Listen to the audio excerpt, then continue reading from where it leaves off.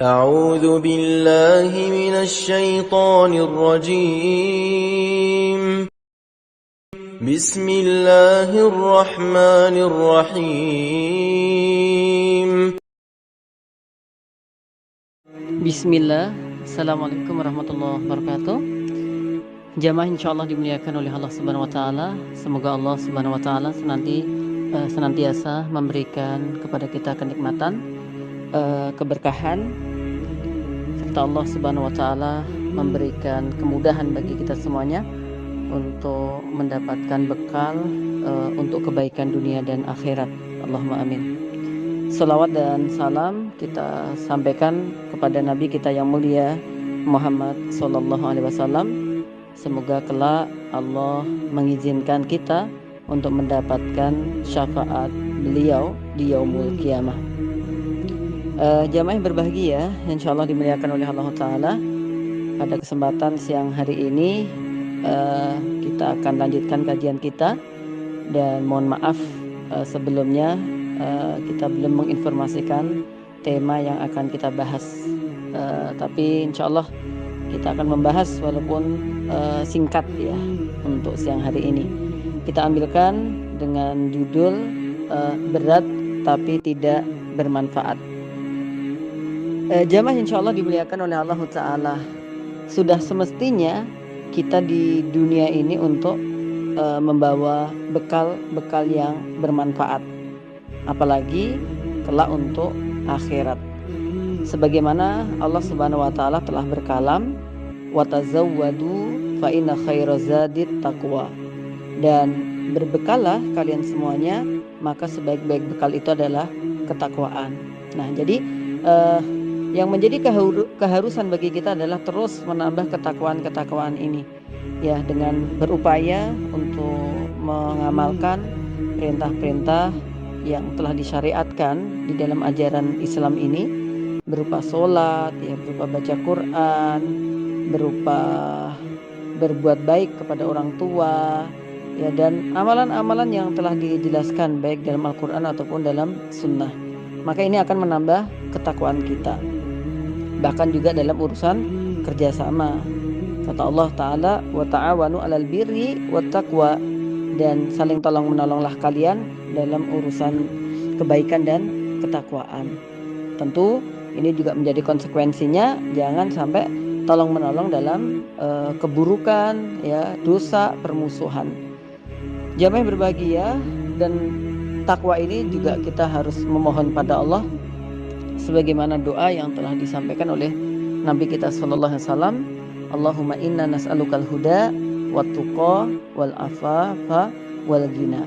Ya, kita harus selalu minta petunjuk ya kepada Allah Ta'ala, kita harus minta ketakwaan kepada Allah Ta'ala, kita diberikan kecukupan ya, dan dihindarkan juga kita dari perbuatan kemaksiatan, dari hal-hal yang haram.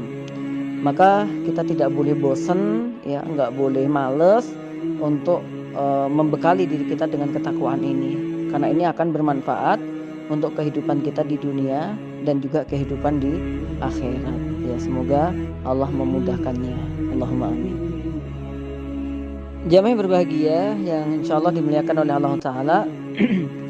Akan tetapi dalam perjalanannya terkadang secara zahir amalan-amalan itu baik begitu ya, bahkan juga sudah kita niatkan baik, tapi kadang-kadang di perjalanan ya setan terus menggoda kita ya, sehingga zahirnya baik tapi isinya nggak baik begitu, atau awalnya niatnya baik kemudian di tengah-tengah menjadi nggak baik gitu. Ini terus ya setan akan menggoda gitu. Nah, untuk itu kita akan mengambil pelajaran dari apa yang telah disampaikan oleh Imam Ibnu Qayyim Al-Jauziyah di dalam kitab Al-Fawaid. Beliau mengatakan bahwa terkadang orang-orang itu ya membawa bekal gitu ya, berat tapi nggak ada manfaatnya. Bagaimana itu? Sebagaimana yang telah kita sharekan, berat tapi tidak bermanfaat.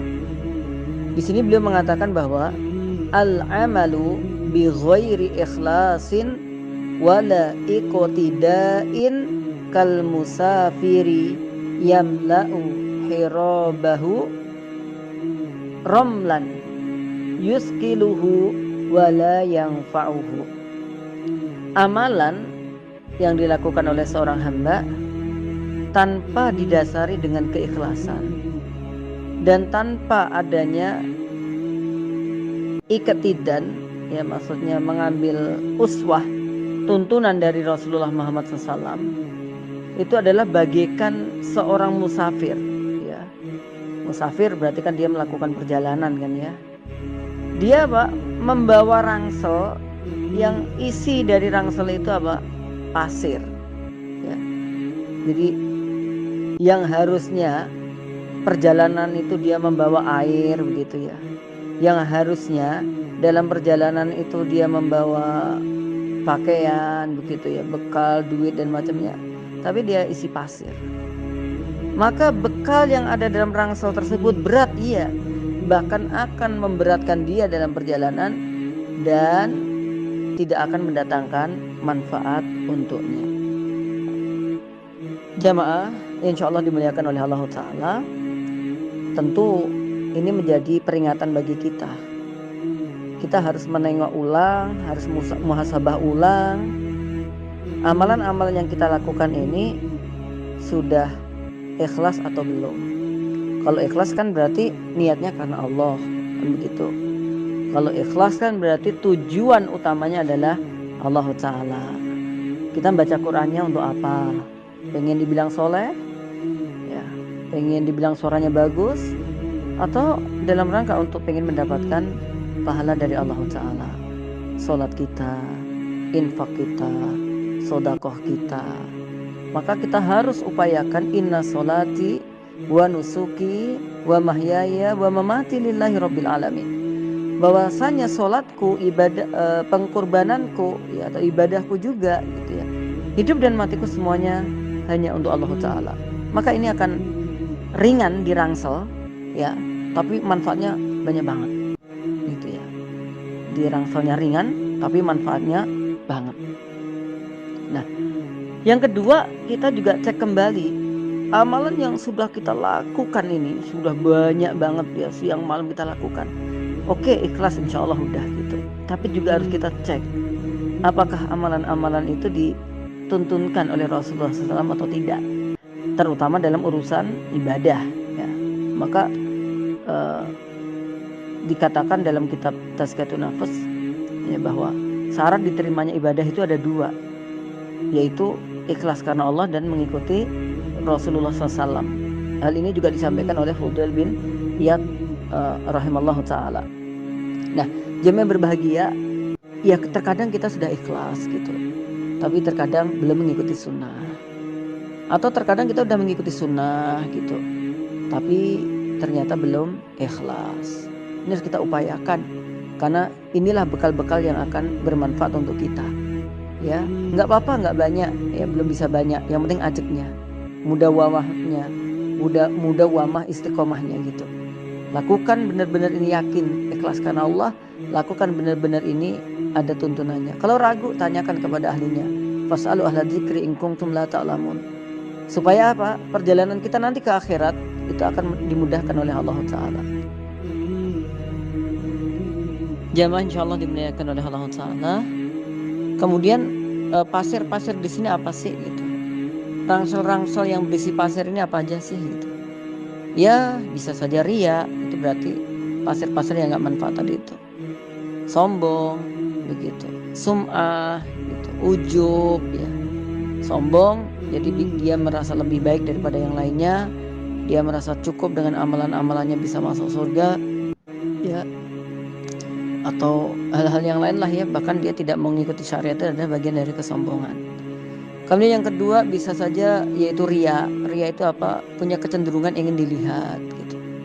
Ya, pengen dilihat orang gitu. Sehingga orang-orang pada mengatakan dia wah, hebat dan seterusnya. Atau sum'ah ya. Sum'ah itu pengen didengar.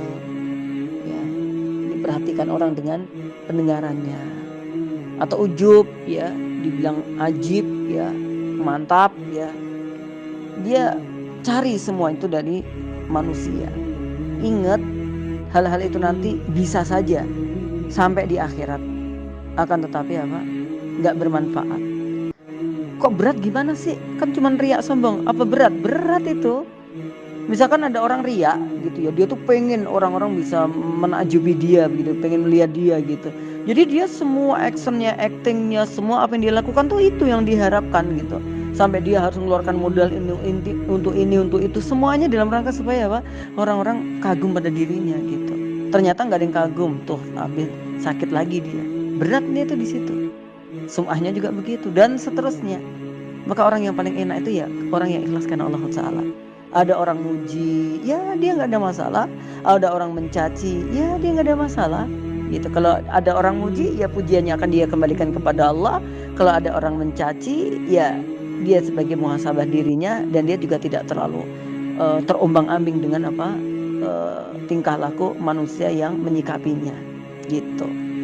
Nah, untuk itu teman-teman insya Allah dimuliakan oleh Allah Ta'ala, nyahkan niatan-niatan kita dari manusia, dari pandangan-pandangan mereka.